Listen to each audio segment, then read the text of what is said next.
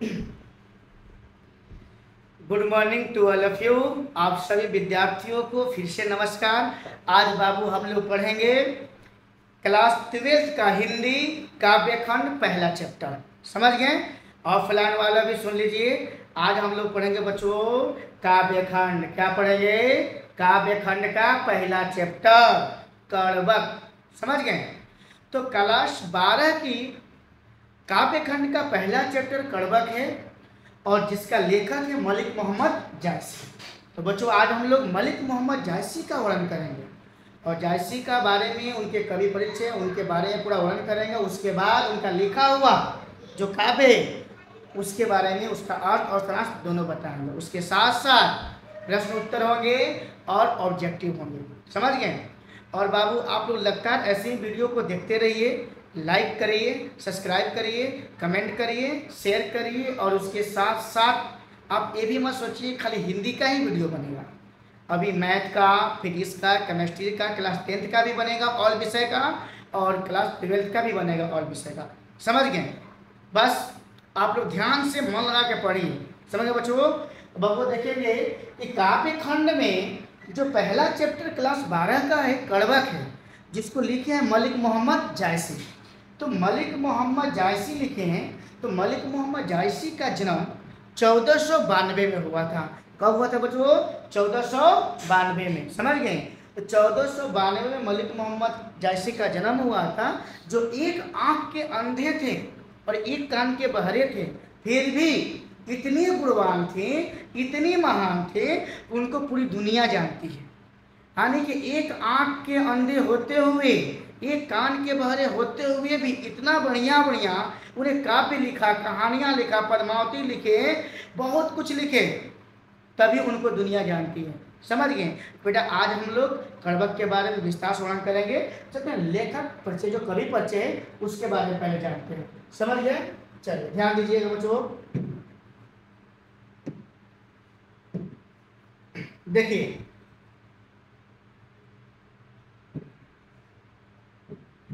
बाबू, लेखक हैं, कड़बक चैप्टर है, कड़बक।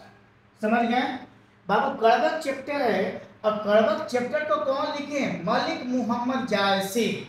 याद कर लो, काव्य खंड का पहला चैप्टर कड़बक, जिसको लिखे हैं मलिक मोहम्मद जायसी। समझ गए?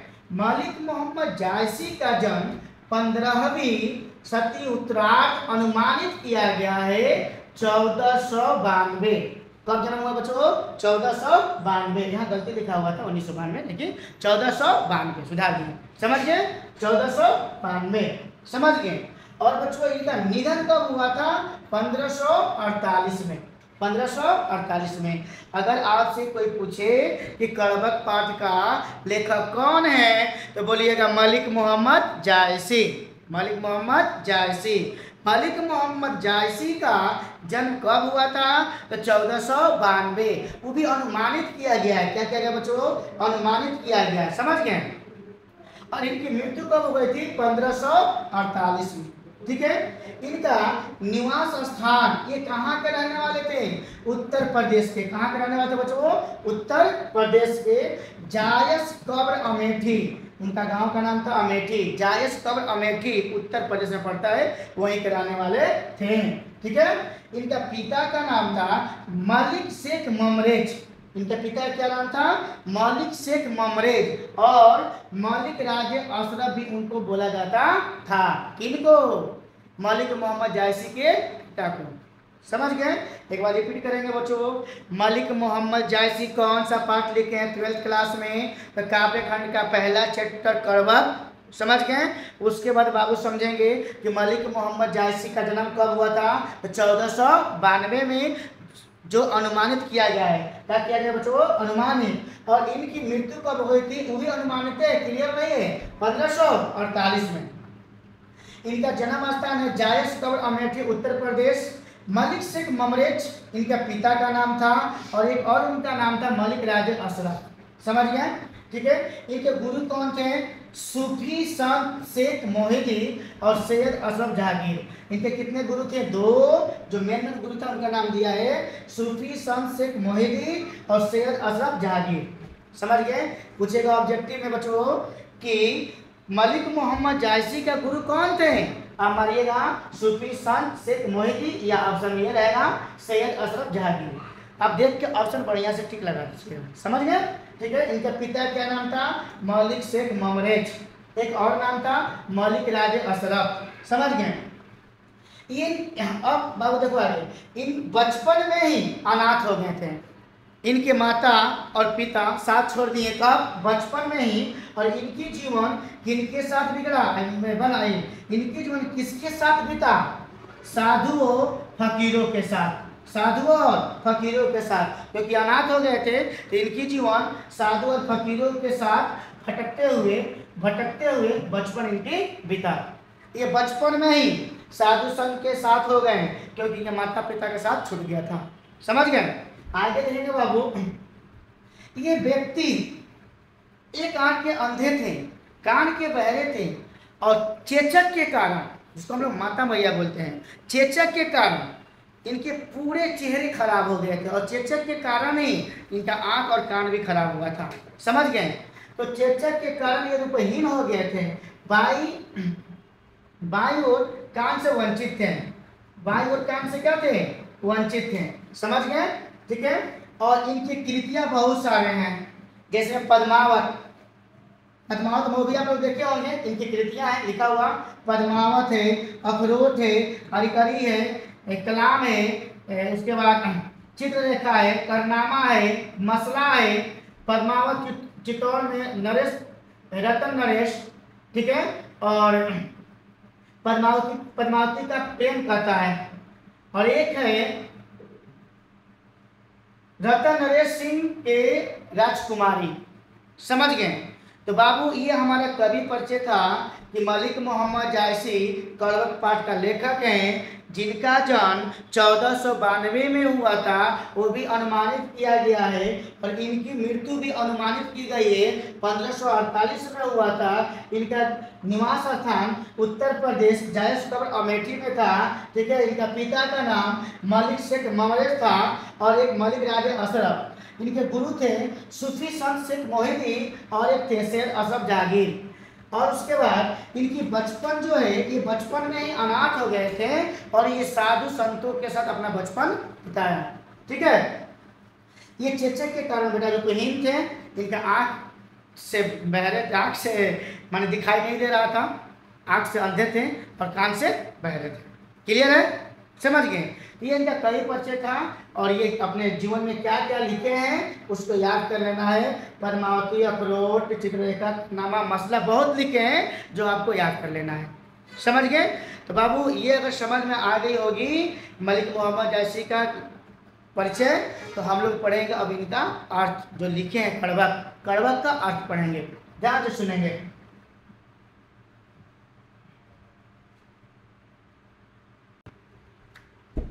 चलिए तो देखिए, थोड़ा सा उस जो पीडीएफ निकाले थे जो कविता का, उसमें कुछ कहीं त्रुटियाँ थी, यानी समझ में क्या बोलते हैं, जो वीडियो में साफ नहीं आ रहा था, तो मैंने दूसरा पीडीएफ निकाला, और इसको आप लोग ध्यान से फिर से देखिए, ध्यान देंगे। कवि कहते हैं, एक नैन कवि मोहम्मद गुनी सोई विमोहा जय कवि सुनी। कवि कहते हैं कि मलिक मोहम्मद जायसी मैं, और मैं एक आँख के अंधे होते हुए भी गुणवान हूँ, और मेरे गुण को, मेरे कविता को, मेरे लिखा हुआ पद को जो भी पढ़ता है वह मोह माया में पड़ जाता है, विमोह में पड़ जाता है, समझ गए। आगे देखेंगे, चांद जैस जग विधि अवतारा, दिन न कलंक अग्नि उजियारा। कह रहे हैं कि अगर चांद की बात किया जाए, दुनिया में अगर सुंदरता की बात किया जाए तो चांद की तुलना करता है, तो अगर चांद की बात किया जाए तो चांद भी, चांद को निर्माण करने वाला विधाता है, और चांद सबसे सुंदर है, फिर भी वह कलंकित है, उसमें भी कहीं ना कहीं दाग है। तो कवि के कहने का मतलब है कि आप जितना भी गुणवान हैं, आप में थोड़ा बहुत अवगुण होती है। जब अवगुण नहीं तो गुण नहीं, और जब गुण है तो अवगुण जरूर होगा। यही कवि कहना चाहते हैं कि चांद बहुत सुंदर है, सब लोग चांद का ही कंपेयर करते हैं, तो चांद उतना बड़ा है, उतना सुंदर है, जो पूरा उजियारा करता है, और इसको बनाने वाले कौन है? विधाता। फिर भी चांद में कहीं ना कहीं दाग कर दिए, कलंकित कर दिए हैं। वही कवि कह रहा है कि चांद जैसे जग विधि अवतारा, दिन न कलंक किन्हीं को उजारा। चांद उतना बड़ा है जिसको विधाता ने बनाया, ठीक है, फिर भी वह कलंकित है, जो कि पूरा दुनिया को उजाला करता है, फिर भी क्या है, कलंकित है। तो कवि कहना चाहता है कि यानी कि दोष कुछ है तो गुण होना जरूरी है, और गुण है दोष जरूर रहेगी, लेकिन अधिकतर गुण होंगे। समझ गए? वही कह रहा है कि एक नैन कवि मोहम्मद गुण, एक नैन के कवि मोहम्मद होते हुए भी गुणवान हैं। उनके कवि को, उनके कविता को, उनके पद को जो भी पढ़ता है उनके मुंह माया में पड़ जाता है। समझे? चांद जय जग विधि अवतारा, दिन न कलंक किन्हीं को उजारा। चांद जैस जग विधि अवतारा, चांद जग मतलब संसार, विधि मतलब विधाता, अवतार मतलब अवतार, यानी चांद को अवतार करने वाला कौन है? विधाता है। फिर भी उनमें क्या है? दाग है, जो दुनिया को उजाला उजाला करता है, वो भी कलंकित है। जग सूजा एक ही नैना, उहा सुख अस नक्तन माह। कह रहे हैं कभी कि जग सूझा एक ही नैना, एक नैन से ही वो जग को सूझ लिए, जग को जान लिए, जग को देख लिए, एक आंख से ही। उनके पास दो आंख नहीं था, एक आंख से पूरे संसार को जांच कर लिए, सूझ लिए, ठीक है। जिस प्रकार उवा सुख अस नक्तन माह, नक्तन मतलब नक्षत्र होता है, जो तारा होता है, उतने नक्षत्र में, तारों में हम लोग एक शुभ तारों को चुन लेते हैं, देख लेते हैं, पहचान लेते हैं। ठीक उसी प्रकार पूरे संसार में एक आंख वाले कवि को सब जानता है, पूरे पूरे संसार को क्या कर लिए? जांच लिए, देख लिए, एक ही आंख के द्वारा। समझ गए? आगे ध्यान देंगे। जो लई अम्बही डाब न होई, तो लई सुगंध बसाई न सोई। कवि कह रहा है कि भाई आम में भी जब तक दाग नहीं आएंगे, चुप नहीं आएंगे, तब तक उसमें भी न सुगंध आएगा और न वह पकेगा। आम देखें आप लोग, आम में जब चुप लगती है, जब आम में चुप लगाएगा, लसा टाइप का होता है, जो खाने होने पे यहाँ पे घाव भी हो जाता है, जो चुप हम लोग बोलते हैं। तो आम में जब तक चुप नहीं आ जाए, उसमें दाग ना लग जाए, तब तक आम भी नहीं पकता है।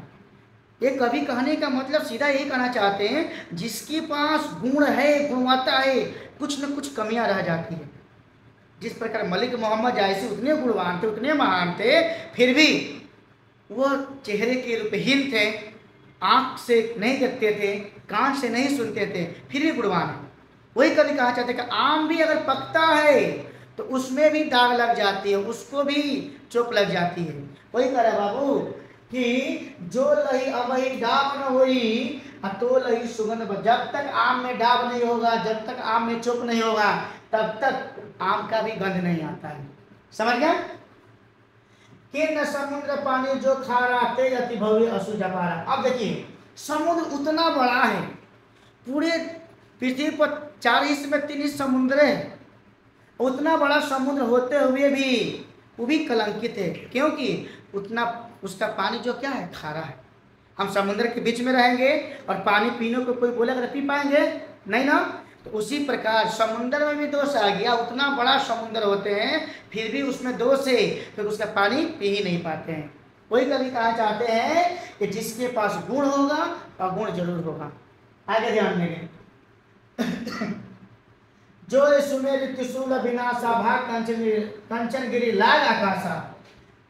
तरह की सुमेरु पर्वत पर त्रिशूल मारा गया उसको विनाश करने के लिए, लेकिन सुमेर पर्वत पर त्रिशूल लगकर और वह सोना हो गया और बहुत ऊंचा हो गया। कंचन गिरी आकाश, माने आकाश को पकड़ लिया। समझ गए? और उसमें भी दोष है, उसको विनाश करने के लिए मारा गया, लेकिन वो विनाश नहीं हुआ, आकाश पकड़ लिया और सोना को धारण कर लिया। ठीक है? जो लही धरी कलंक न पर, कांच होई नहीं कंचन कारा। तरह के जब तक हम तपेंगे नहीं, तब तक कुछ बनेंगे नहीं। जसो तपो तसो बढ़ो। मलिक मोहम्मद जायसी का कहना है कि सूर्य बनना है तो सूर्य की तरह तपना पड़ेगा, सूर्य बनना है तो सूर्य की तरह तपना पड़ेगा। तो जब तक तपेंगे नहीं तब तक कुछ बनेंगे नहीं। तो कभी यहाँ एग्जाम्पल दिया, ये घड़ा देखें घड़ा, एक मिट्टी के घड़ा जो कुम्हार बनाता है, उस घड़े को तपाता है आग पे, और तपाने के बाद में इतना उसका सुंदर ढांचा और कलर हो जाती है जो सोने के समान हो जाता है, और वह मूल्यवान हो जाती है, उसकी कीमत भी बढ़ जाती है, सुंदर भी लगता है। वही कर है कि जब तक आप तपिएगा नहीं तब तक आगे बढ़िएगा नहीं। सूर्य बनना है बाबू तो सूर्य की तरह तपना पड़ेगा, समझ गए। तो जो लाई घड़ी कलंक न पारा, जब तक घड़े को हम गर्म नहीं करेंगे, उसको आँच नहीं देंगे, तब तक वह कुछ बन ही नहीं सकता है। मिट्टी के घड़ा मिट्टी के रह जाएगा, कांच हो ही नहीं कंचन कारा। देखिए जब तक घड़े को ताप देंगे, जब तक तपाएंगे नहीं, तब तक वो सोना बन ही नहीं सकता है। सोना कहने का मतलब तपेगा, बढ़िया होगा, कलर होंगे, मजबूत होंगे, तब वो मार्केट में महंगे बिकेंगे, समझ गए। एक नयन जब दर्पण ओहित निर्मल भाव, कह रहे हैं कि हम एक आंख का हूं, मेरी एक आंख जो है दर्पण के समान है, दर्पण के समान है, निर्मल भाव है, दर्पण के समान है।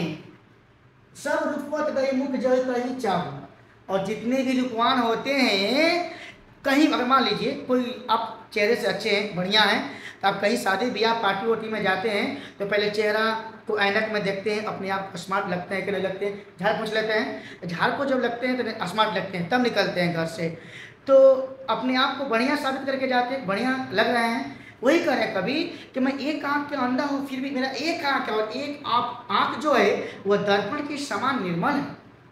और जितने रूपवान हैं अपने रूप को दर्पणों में देखकर कहीं जाते हैं या कुछ करते हैं, बात समझ गए।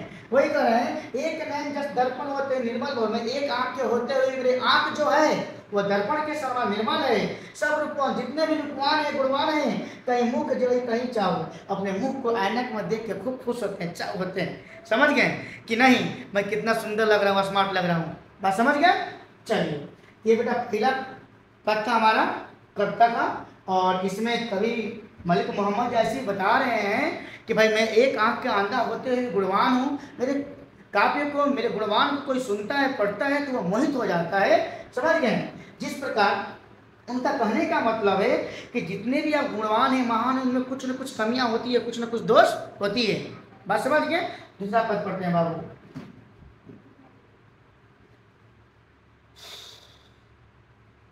बस चलिए तलब तू है मुहम्मद यही कवि जोड़ी सुनावा, सुना जो प्रेम पीर गा पावा। करे कि मोहम्मद मलिक मोहम्मद जायसी के जो भी कविताएं कहानियां सुनता है, उनके प्रेम प्रेम प्रेम पीर गा पावा, पीर मतलब दर्द, उनके दर्द में डूब जाता है, उनके प्रेम में आ जाता है, समझ गए। मलिक मोहम्मद जायसी के जो भी कविताएं सुनता है, जो भी कहानियां पढ़ते हैं, जो भी इनके बारे में सुनता है, वो उनका पीर को समझने लगता है, दर्द को, तकलीफ को समझ कर मोह माया में पड़ जाता है, बात समझ गए। सुना जो प्रेम पीर गा पावा, उनके गुण को गाने लगता है, दर्द भरी कहानी को पढ़कर सुनकर मोहित हो जाता है और गाने लगता है, बात समझ गए।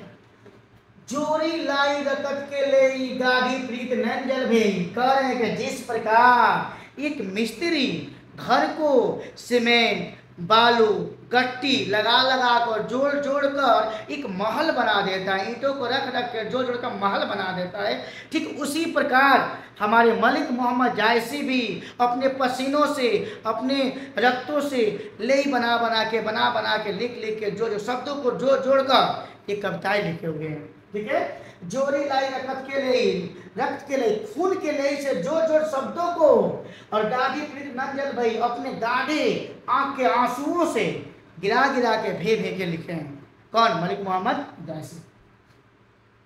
ओ मन जानी कभी दुष्किन्ना मको यह रहे जगत में चिन्ना, कभी यह कहना चाहते हैं कि मैं संसार में रहूं चाहे न रहूं, लेकिन मेरी यादें, मैं कुछ ऐसा गुणगान कर दूं, ऐसा काम कर दूं, ऐसा कर्तव्य कर दूं कि मेरे न रहने के बाद भी मेरे संसार में गुणगान हो, मेरी चर्चा हो। चर्चा तो दो ही प्रकार से हो सकती है, एक अच्छा काम करके और एक बुरे काम करके। बुरे काम करके जाएंगे तो चर्चा होंगे, बहुत लंबे समय तक लोग गालियाँ देंगे, और अच्छे काम करके जाएंगे तो चर्चा होंगे, लेकिन गुणवान में चर्चा होंगी, अच्छी चीज़ों में चर्चा होगी। जैसे मलिक मोहम्मद जायसू का चर्चा हो रही है, उनको आज हम याद कर रहे हैं। बात समझ गए? वही कर रहे हैं कि वो मन जाने कभी कुछ किन्ना मकूर है जगत में चिन्ना, यानी कि मैं अपने जीवन में ऐसा कार्य कर दूं कि मेरे मरने के बाद भी मेरे इस दुनिया में चिन्ह पहचान रह जाए। समझ गए? कहाँ सो रतन सेनी अस राजा, कहाँ सुआ असी बुद्धि उपराजा, कहाँ अलाउद्दीन सुल्तानु, कहाँ राघो जय किन बखानु, कहाँ स्वरूप पद्मावती रानी, कोई न रहा जब रही कहानी। कर रहे हैं, तुलना कर रहे हैं कवि मलिक मोहम्मद जायसी कि कहाँ गए रतन सिंह राजा, जो अपने समय में बहुत बड़ा राजा थे। कहाँ गए वो रतन सेनी अस राजा, और कहाँ गया वो सुआ तोता जो बुद्धि उपराज रहा था। और कहाँ गई स्वरूप पद्मावत, कहाँ गए अलाउद्दीन सुल्तानु, और कहाँ गए अलाउद्दीन सुल्तानु, और कहाँ राघो जय किना बखानु। कहाँ गई स्वरूप सुंदरती पद्मावती रानी, और इस दुनिया में कोई नहीं रहा, लेकिन इनकी कहानी अभी तक चल रही है। इनकी कहानियों को हम लोग पढ़ रहे हैं, फिल्म के रूप में देख रहे हैं। वही कभी कहना चाहते हैं कि भाई देखो, आप पद्मावती को देखो, रतन सिंह राजा को देखो, बुद्धि उपराजने वाला तोता को देखो, ठीक है, अलाउद्दीन सुल्तान को देखो। ये लोग थे जो कुछ करके गए हैं, यहाँ पर दिखा के गए हैं, जो उसको आज हम याद कर रहे हैं। ये नहीं है, मर गए, मृत हो गए, फिर भी इनको किसी न किसी रूप में याद करते हैं, कहानियों के द्वारा, किताबों के द्वारा या फिल्मों के द्वारा याद करते। वही बात करें, कहाँ गए अलाउद्दीन, कहाँ गए पद्मावती, कहाँ गए वो तोता जो बुद्धि उपराज रहा था, वो लोग नहीं हैं, फिर भी उनकी कहानी को हम लोग पढ़ रहे हैं। ठीक उसी प्रकार हम लोग भी ऐसा कार्य करें, हम लोग भी यहाँ पहचान छोड़ें कि मरने के बाद भी हम लोग को कोई याद करे लंबे समय तक। समझ गए? आगे ध्यान देंगे। धनी सो पुरुष जस करीति जासु, फूल मरे न मरे बासु। करे धन हो पुरुष, पुरुष मतलब पुरुष, धन्य हो पुरुष, धन्य है वो पुरुष जो कुछ करके गया है, कर्तव्य को दिखा के गया है। धन्य हो पुरुष जो कर्तव्य को दिखा के गया है। जिस प्रकार एक फूल होता है, और फूल को मरने के बाद भी, मुरझाने के बाद भी उसकी सुगंध नहीं जाती है बाबू, ठीक उसी प्रकार करें कि धन्य है वो व्यक्ति जो इस पृथ्वी पर आए और कुछ करके गए, जिसको आज भी एक फूल की सुगंध की तरह उनको याद करते हैं। क्या करते हैं? याद करते हैं। वही कहते धन्य है, धन्य है वो पुरुष जो पृथ्वी पर कुछ करके गए, जिनको आज हम याद करते हैं। जिस प्रकार एक फूल मुरझा जाता है और उस मुरझे हुए फूल को भी सुगंध लेते हैं और सुगंध देता है, ठीक उसी प्रकार धन्य वो व्यक्ति जो कुछ करके गए, जिनको हम याद करते हैं। कई न जगत बेचा कई लेना जस मोल। कह रहा है इस जगत में आपके यश को न कोई बेच सकता है और न कोई दाम लगा सकता है, न कोई मोल लगा सकता है। तो यश अच्छा होनी चाहिए, यश को आपको न बेच सकता है न कोई कीन सकता है। समझ गए? आप एक गुणवान व्यक्ति हैं, बुद्धिमान हैं, पढ़े लिखे शिक्षित व्यक्ति हैं, तो आपका धन संपत्ति घर द्वार सब हड़प लेगा, बेईमानी कर लेगा, छीन लेगा, लेकिन आपकी गुणवत्ता को, आपके नॉलेज को कोई छीनने वाला नहीं है। आपके यश को कोई नहीं छीन सकता है। समझ गए? जो यह पढ़े कहानी हम सवेरे दुही बोल, क्योंकि जो यह कहानी पढ़े वो भी दो बोल बोलने लगता है, वो भी कुछ गुनगुनाने लगता है, इसके बारे में चर्चा करने लगता है। मलिक मोहम्मद ऐसे कहते हैं कि भाई जो कहानी पढ़ ले, कविता पढ़ ले, वो भी गुनगुना देता है, दो बोल लेता है। बात समझ गए? तो बाबू ये रहा 12 क्लास का कड़बक चैप्टर काव्य खंड का पहला पाठ, जो उसका अर्थ, जिसका अर्थ हमने बता दिया। और इसको बढ़िया ले एकदम वीडियो रोक देख लीजिएगा, सुन लीजिएगा, और कल जो हम लोग वीडियो डालेंगे इसका प्रश्न, क्वेश्चन आंसर और ऑब्जेक्टिव। ठीक है बाबू, आज के लिए जय हिंद जय भारत। ठीक है, आप लोग लाइक सब्सक्राइब शेयर करते रहिए और नेक्स्ट वीडियो देखने की तैयारी में लगे रहिए।